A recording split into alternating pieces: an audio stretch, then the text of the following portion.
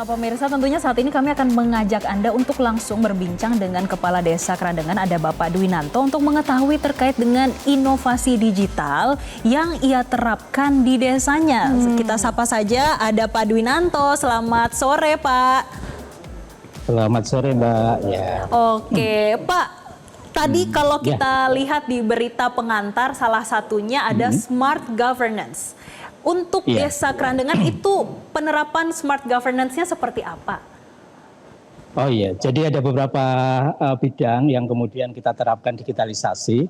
Misalkan di bidang pemerintahan, Mbak, mulai dari pelayanan online, administrasi online, kemudian juga transparansi pembangunan, transparansi anggaran, dan seterusnya. Kemudian ada yang kita sebut dengan smart economic ya, misalkan di situ ada lapak desa, ada pasar jasa. Jadi misalkan saya butuh tukang pijat itu, tinggal cari di website, nanti akan mencarikan tukang pijat yang ada di desa kami. Kemudian tinggal dicari atau diklik di nomor WA-nya, nanti langsung terhubung. Itu. Kemudian ada lagi yang kita sebut dengan smart environment ya, kaitan dengan lingkungan. Misalkan alat pendeteksi bencana banjir, kemudian panic button, keadaan-keadaan luar biasa, pencurian, perkosaan, dan seterusnya. Kemudian yang terakhir adalah di bidang smart society, itu ada chatbot AI yang melayani warga ketika ada pertanyaan yang mereka butuhkan. Kira-kira begitu. Nah, Pak Dwinanto, kan sebelumnya untuk dokumen-dokumen ini kan pasti pakai manual ya, Pak, lalu beralih menjadi digital. Ini ada tantangan nggak sih? Apakah masyarakat setempat juga sempat protes adanya perubahan ini? Ya, jadi memang tantangan terberat digitalisasi itu pada penumbuhan literasi digital warga, Mbak.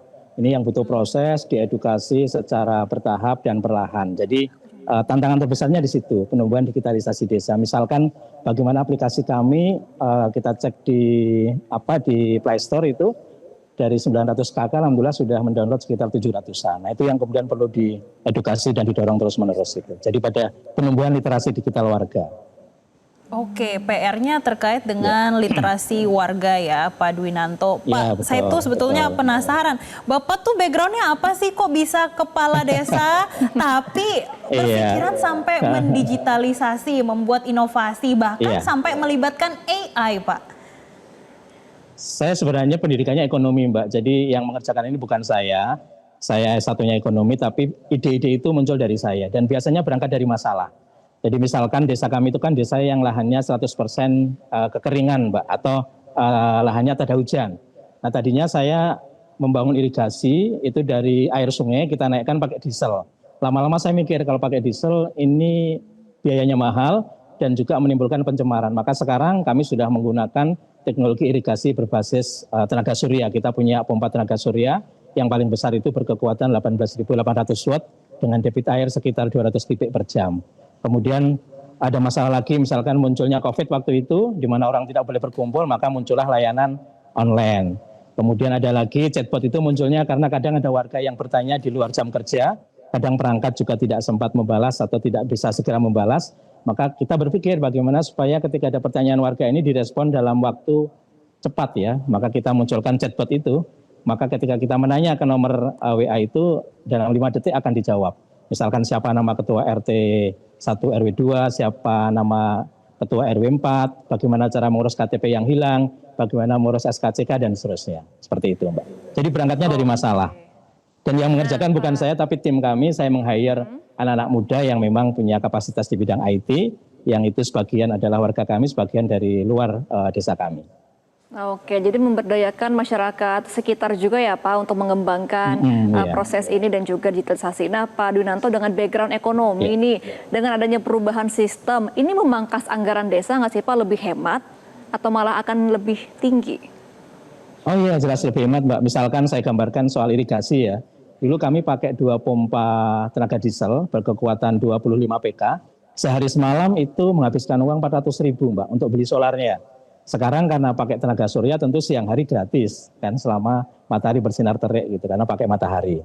Nah, kalau malam nanti ada 2 alternatif, apakah pakai baterai atau pakai listrik PLN. Jadi menghemat sekali Pak, Mbak. Jadi seperti itu. Kemudian misalkan soal transparansi, kalau dulu warga mau melihat anggaran, mau melihat hasil pembangunan harus dicetakkan semacam baliho. Sekarang nggak perlu, karena semua orang termasuk Mbaknya bisa buka di www.krandengan.id, nanti bisa dilihat sejauh mana anggaran yang sudah cair, anggaran sudah digunakan, hasil-hasil pembangunan dan seterusnya. Tentu sangat menghemat anggaran seperti itu.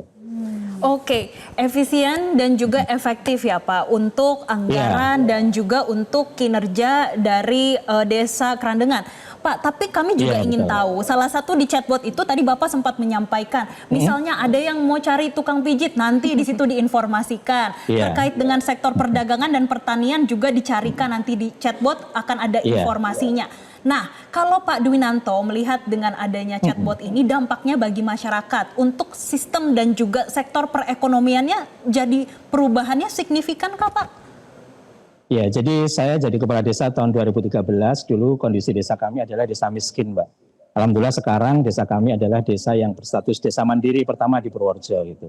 Jadi desa itu kan dibagi jadi 5 kriteria, Mbak ya. Desa sangat terbelakang, desa berkembang, desa maju, dan desa mandiri. Alhamdulillah desa kami sejak tahun 2022 sudah berstatus desa mandiri dan itu yang pertama kali di Purworejo dari 469 desa. Jadi tentu faktor pendukungnya banyak, tapi saya kira peralihan dari cara-cara manual ke cara-cara terkini berbasis teknologi itu menjadi salah satu penunjangnya seperti itu. Jadi kami memang berusaha untuk membangun desa ini dengan semangat teknologi dan kolaborasi.